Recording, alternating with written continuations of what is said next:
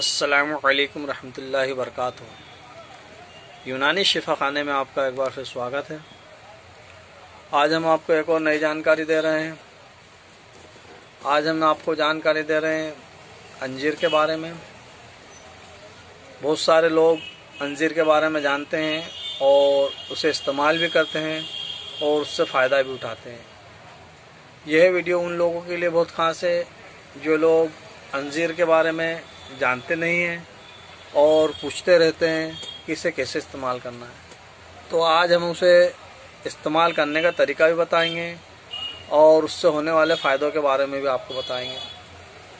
तो आइए वीडियो को लंबी ना करते हुए हम आपको अंजीर की जानकारी दें।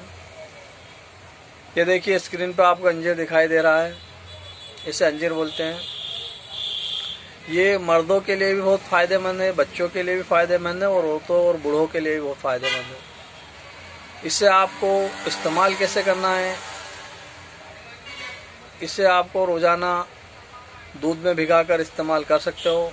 2 से 3 अंजीर भी ले सकते हो और दिन भर में 5 अंजीर भी इस्तेमाल कर सकते हो। जिन महिलाओं को सफ़ेद पानी की प्रॉब्लम रहती है या माहवारी में तकलीफ़ रहती है या चिड़चिड़ापन रहता है, उन महिलाओं के लिए भी ये बहुत ही शानदार है।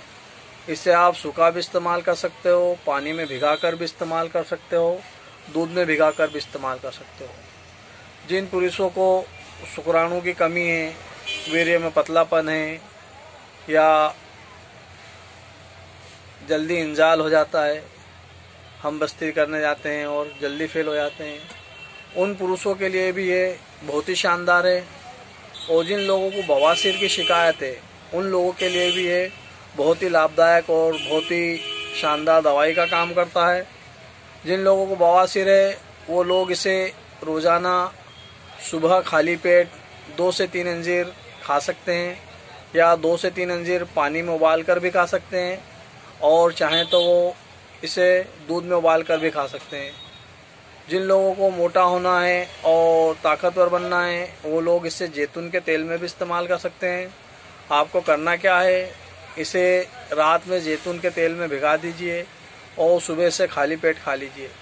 कुछ ही दिन खाने के बाद आपको लगने लगेगा आप ताकतवर भी बन जाओगे और आपको एहसास होगा दिन भर में आपका जो वर्क है उसमें आपका मन लगेगा और आप में चुस्ती फुर्ती एनर्जी रहेगी। वीडियो को ज़्यादा लंबी ना करते हुए मैं अपनी बात को यहीं ख़त्म करता हूँ। वीडियो पसंद आए तो लाइक और शेयर ज़रूर कीजिए और हमें भी दुआओं में याद रखिए।